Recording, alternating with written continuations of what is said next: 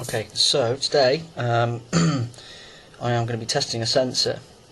This is a crank position sensor, and what this does is this sits against the crank flywheel at the bottom right hand side of the engine.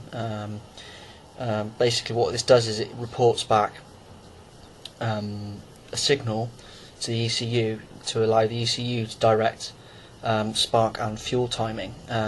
So every time the wheel goes round, let's say the wheel's here going round, it has notches on it like teeth all the way around the wheel.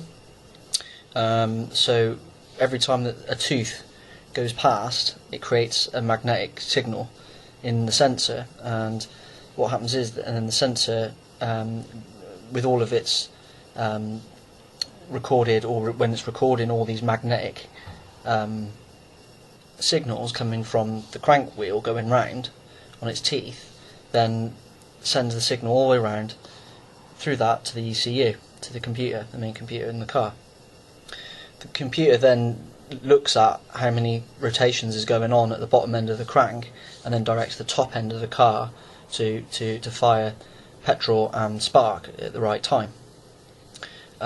So this is a really important bit of kit. This is just a cardboard shield that's around the sensor end. So there you've got a small metal tip which picks up again the signal. The crank sensor should be about 1 millimeter or 0.7 of a millimeter away from the actual crank teeth, and that's only for my engine specifically, which is an X16XEL.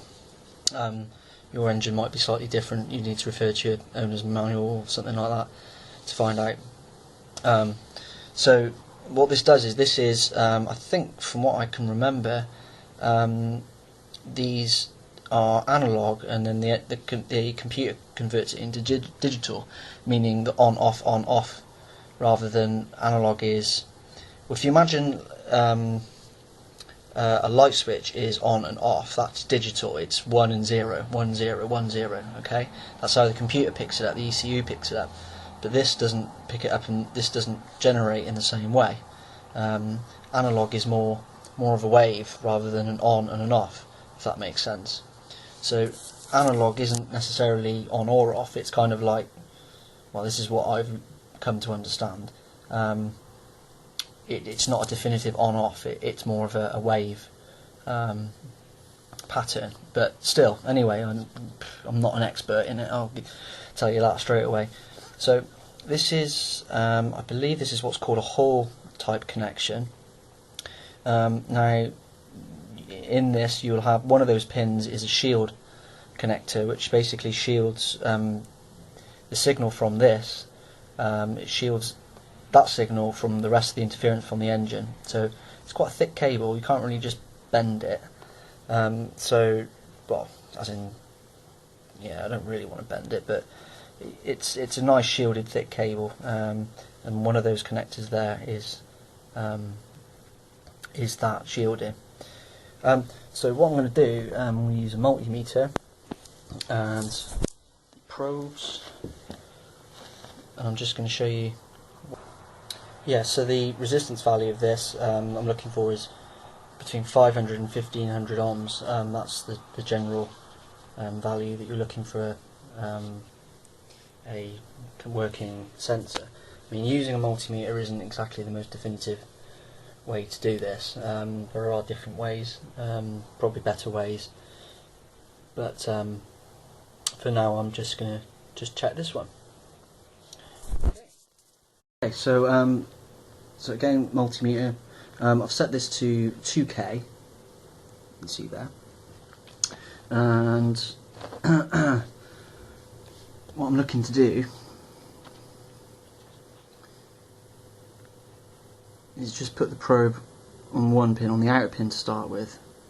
Whoops, it's a bit of a fiddle. If you've got little crocodile clips, it's probably better. So it doesn't matter about the orientation of the red and the black ones. They'll the multimeter will work it out. So you just on the one of the outer pins,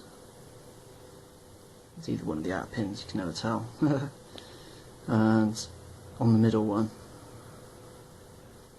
Okay. And what I'm going to do is I'm just going to try and press hold. So there we go. That's the reading I got. That's 546. 546. So yeah, I'm happy with that, and it's steady at that. It's not moving around. If it was duff, I would expect it either to be like to be like that, or like that. Yeah, so if it's sort of jumping up and down, if you're seeing those figures jumping up and down, that's 546, and that was steady. So if you're seeing it going like sort of wildly fluctuating, then I'd be concerned, you know. So what I'm going to do is I'm going to go down to the car and have a look at what the car's doing, and see how we go from there. Cool. Okay, so I'll show you. That is the crank centre there, okay? Let's just turn that off.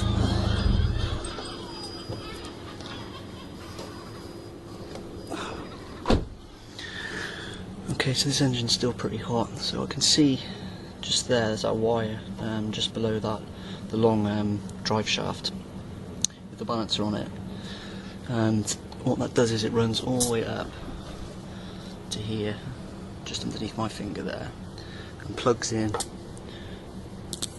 to that unit there where my finger is. Okay.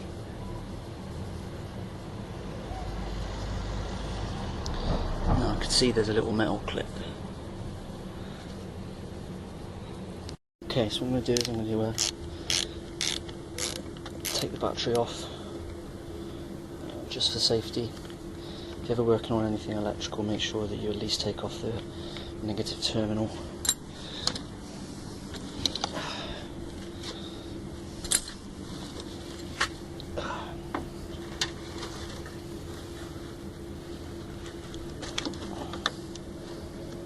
Okay, that's all good.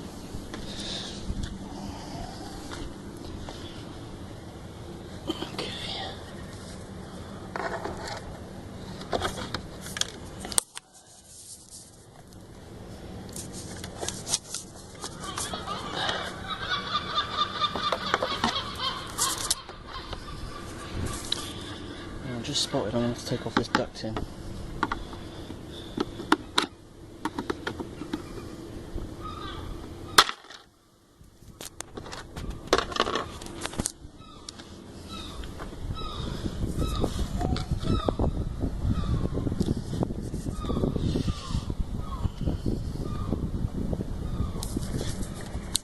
Your mum's parked on me drive.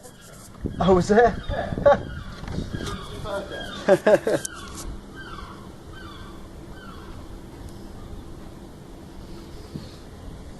Okay, so just take this ducting off.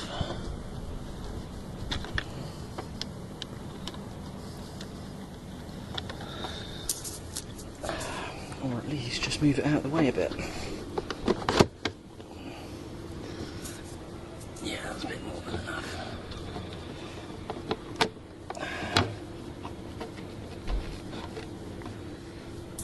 There we go.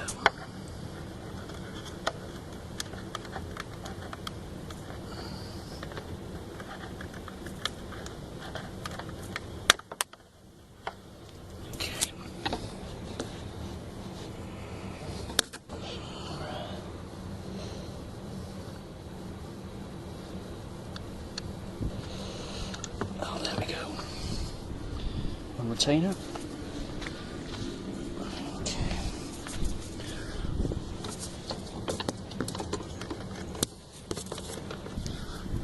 Okay, so I've got the retainer out of there, and this part here doesn't actually pull out completely, it just actually stays in the housing.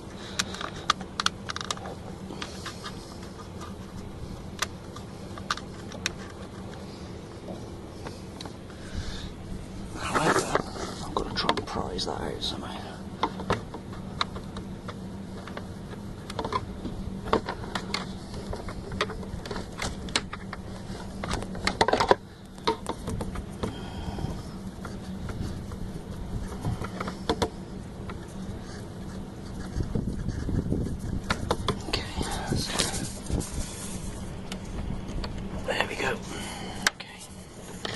note the orientation, the lugs at the bottom. Okay, so what I've done is I managed to get the probes in there and getting a reading of 5.27, which is a bit lower, but it's consistent. I've held it there on the screen so you can see.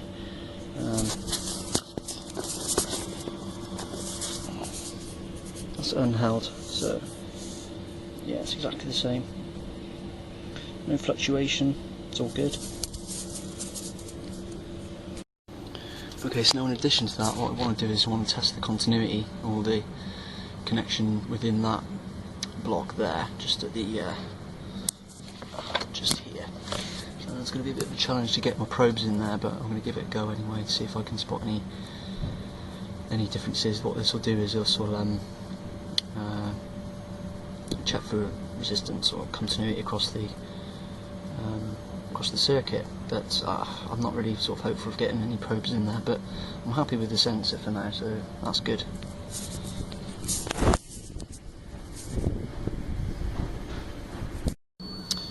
Okay, so what I've managed to do is I managed to set my multimeter to beat the exact same pins on the sensor. I've connected to the inside of the actual harness there inside, managed to manipulate it in there. So that beep setting shows there's continuity in the system, in the electric wire in there in the setup. So there's a connection, which is great. Like I said, the third pin should be for shielding, anti-interference shielding. So all in all, I'm happy with this result. Okay, wicked. Okay, let's click back in.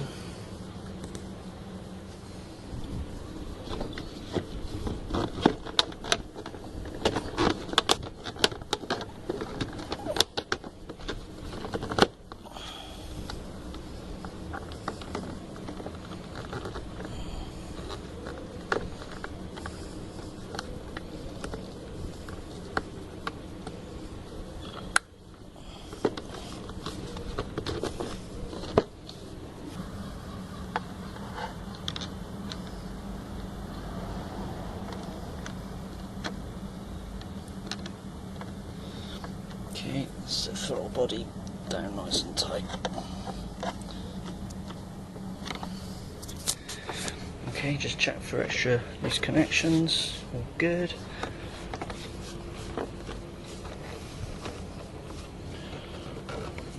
Might also be worth checking the evap purge line isn't out. Yeah, it is. There you go. Okay, that's cool.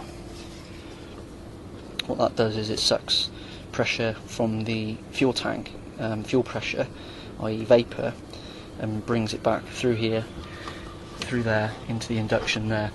So it helps with idle and just general recycling of gases, basically. Okay, just checking for anything loose. Just check that's in there, cool. Clip round.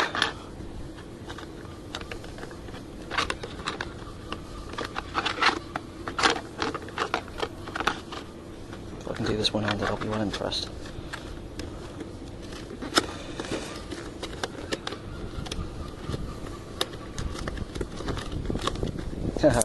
Doubtful.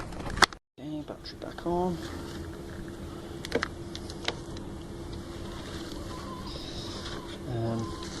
Looks like you could do with another grease up soon. I'll just keep them greased up. Yeah,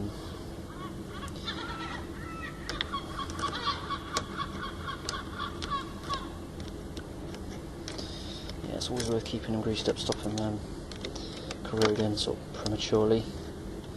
If you get any flouring around the bottoms of the terminals, could be the actual terminal itself is split away from the plastic, and that can cause all sorts of problems with your battery life. That's good. Also, check these two. So yeah, oh, hang on, let's zoom back again. So the battery terminals back down. I haven't checked these yet. I haven't checked those since the end of winter. I do try and keep them topped up. So that's about it for now. Okay, good stuff.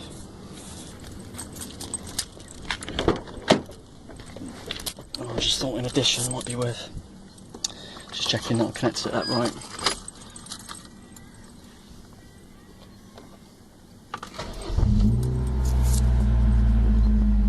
Started straight away.